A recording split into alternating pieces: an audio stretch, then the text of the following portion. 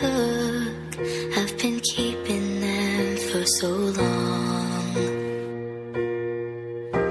And with my broken heart, I see all the pictures of myself living life without you. Just feels so wrong. I want you to be here